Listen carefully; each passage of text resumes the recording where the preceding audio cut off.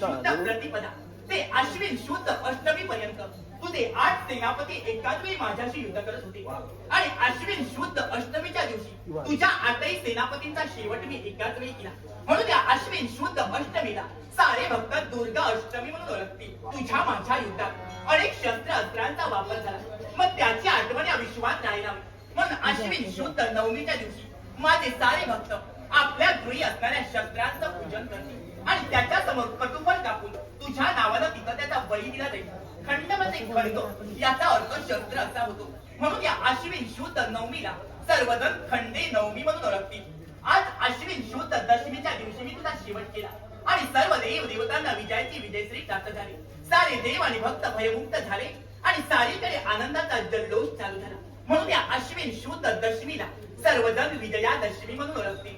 तुझ्या अंगी असणाऱ्या दश दुर्गुणांना हरवून त्यावर आज मी विजय प्राप्त केला. म्हणून या दिवसाला सर्वजण दशहरा अर्थात दसरा म्हणून ओळखतील. तू वरती होतास, चतुर्भुज नारी तुझा संवार करेल, हे तुझं मृत्यांक होतं. म्हणून सर्व देव तुझ्यासमोर पराभूत झाले आणि एका कलशरूपी घटात दबून बसले. मग त्या घटाला आणि दैवी तत्वाला मला तेवढंच महत्व ठेवायचंय आणि ते कोणतं असेल तर अश्विन शुद्ध प्रतिपदेच्या दिवशी माझे सारे भक्त माझ्या या दुर्गा स्वरूपातील मूर्तीची प्रतिष्ठापना करतील आणि त्याच्या समोर मातीच्या किंवा तांब्याच्या कलशाची घटस्थापना केली जाईल आणि त्या कलशात मुखाशी महाविष्णू, कंठाशी महादेव आणि तळाशी ब्रह्मदेव वास्तव्य करतील. त्या कलशाच्या आज सर्व देव देवता वास्तव्य करतील. त्या कलशावर श्रीफळ मध्ये नारळ ठेवला जाईल, त्यात श्री गणेश वास्तव्य करतील. अशा प्रकारे त्या कलशाची घटस्थापना केली जाईल. आज तुझ्या घटानंतर एका नवीन पर्वाला सुरुवात झाली. मग त्याची आठवण म्हणून त्या घटाच्या सभोवताली मृत्तिकामध्ये माती पसरवली जाईल आणि त्यात अष्टधान्य पेरित केलं जाईल.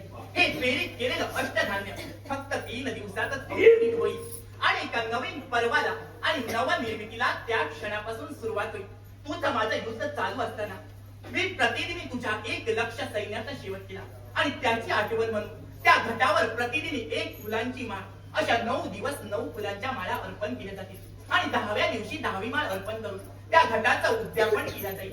अशा प्रकारे विधिवत माझ्या या दुर्गा स्वरूपातील मूर्तीचं आणि त्या घटाचं पूजन करून भजन पूजन कीर्तन नाचगायन करून सारीकडे आनंदाचा उत्सव साजरा केला जाईल आणि या 9 दिवसाच्या उत्सवाला सर्वजण नवरात्रोत्सव म्हणून ओळखतील.